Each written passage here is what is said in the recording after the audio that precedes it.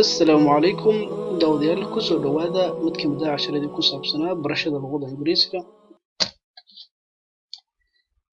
Casharkan waxa uu ku saabsan yahay wada sheekaysi ama wada hadal, waana qeybtii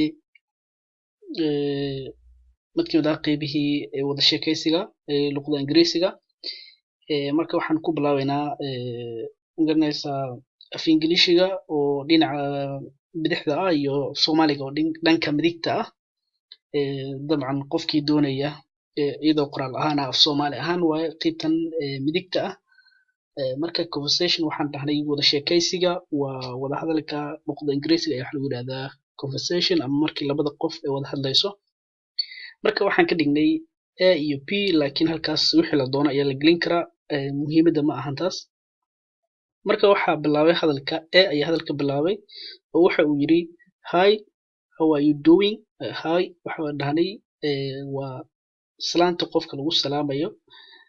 Marka how are you doing waxa la yiraahdaa qofka marka aad salaamaysid ayaa la yiraahdaa how are you doing, ama sidee tahay ay Soomaali ahaan u dhigantaa how are you doing or how are you iyo dhamaan waxaba iyo kuwa kala badan ayaa loo isticmaali karaa. Marka I'm doing great waxa waaye I'm doing great waxa waaye waan fiicanahay. Great waxaan dhahnay waa marka qofka uu wanaagsan yahay ayuu isticmaali karaa, marka erayaasha uu ku jawaabi karaa ayay ka mid tahay. How about you waxa weeye adna iska waran. Marka how about you dhankaada ka waran, adna iska waran wax kugu saabsan sidee tahay oo kale waa adigana. Not too bad aad uma xuma. Not too bad waxa weeye aad uma xuma. Marka leedahay not too bad waxa weeye marka wanaagsan tahay oo kale waaye marka, laakiin aad uma xuma xaalka ay la mid tahay. Marka do you come to this restaurant often? Marka do you come ma timaada waaye to this restaurant maqaaxidan ma timaada often had iyo jeer. Marka often waxaan dhahnay waxaan ku sheegnay badanaaba marka had iyo jeer ama mar waliba ma timaada marka ayaa la weydiiyay. Marka do you come to this restaurant often ma timaada maqaaxidan mar waliba ay u dhigantaa marka Soomaali ahaan. I've been here a couple of times waxaan halkan imaaday marar badan ayaa la dhihi karaa dhowr jeer. Couple of times Soomaali waxaa noqonaya dhowr jeer. But laakiin I don't come on regular basis marka waxa weeye si joogto ah. Regular basis waxa weeye si joogto ah uma imaado marka, laakiin waxa uu yiri a couple of times ayaan halkan imaadaa marka ayaan halkan imid waa. Marka I've been waxa weeye waxaan halkan imid waaye a couple of times waqtiyo dhowr ah, laakiin but laakiin I don't come on a regular basis marka laakiin si joogto ah uma imaado halkan.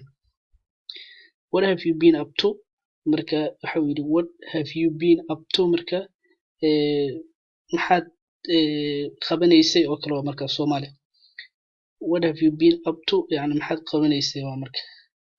I'm pretty busy at work these days. I'm pretty busy at work these days. Maalmahan aad ayaan u mashquulsanaa shaqo. Marka ereyga pretty ama pretty labadaba u dhooqan kartaa waxa weeye waa marka aad mashquul ku tahay. Ereyga asal ahaan qurux waa qurux, ereyga waa qurux marka wax qurux badan aad aragtay pretty lahaa, laakiin hadda uguma jiro. hadda waxa loola jeedaa yani very oo kale. Marka very easy waxa weeye very easy waxa yiraahdaa very busy. Marka very busy waa marka aad ayuu marka busy u ahaa marka mashquul u ahaa the work these days. Shaqo ayaan marka waxa uu leeyahay maalmahan shaqo ayaan aad ugu mashquulsanaa marka. But laakiin otherwise sida kale but laakiin waaye otherwise sida kale. Marka otherwise ereyga otherwise haddii kale waaye, laakiin sida kale laakiin everything wax walba is great. wax walba waa okay marka waa great ayuu leeyahay. Marka shaqo ayaan ku mashquulsanaa laakiin wax walba waa great ayuu leeyahay. Well hagaag ayaa wuxuu leeyahay marka well hagaag. Have a good evening hagaag maqrab wanaagsan. ama gabaldhici ayaa waxaa la yidhahdaa evening, maqribkii ayaa la yidhahdaa marka. YouTube sidoo kale adigana marka YouTube waxa weeye marka adigana sidoo kale. Marka casharkii ahaa conversationka ku saabsanaa gaar ahaan wadahadalka gaaban waa kan, sheekooyin dheer ma ahan laakiin waa wadahadal keliya, laba qof wada hadlaysa. aad ayuu muhiim u yahay.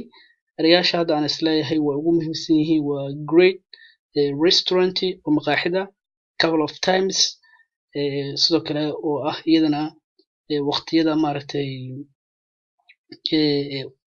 dhowr jeer ayaa la dhihi karaa Soomaali, couple of times, dhowr jeer. regular basis waxa weeye si joogto ah marka ayaa la dhihi karaa marka. pretty waxaan dhahnay ereyga pretty waxa weeye qurux waay, laakiin hadda waxa ugu jira very ayuu ugu jiraa marka. very busy waxa marka aad ayuu mashquul u ahaa marka. otherwise waxaan dhahnay haddii kale ama sida kalena waa lagu fasiri karaa. evening waxaan dhahnay marka waa maqribkii marka. marka casharkii halkaas ayaan kusoo gabagabeynayaa. fadlan subscribe channelkan si aad u hesho muuqaaladii ugu dambeeyay ee aan soo gelino. intaan muuqaal kale ku kulmi doono waxaan idinkaga tagay sidaas iyo nabadgelyo. sidoo kale fadlan kasoo bixi commentiga.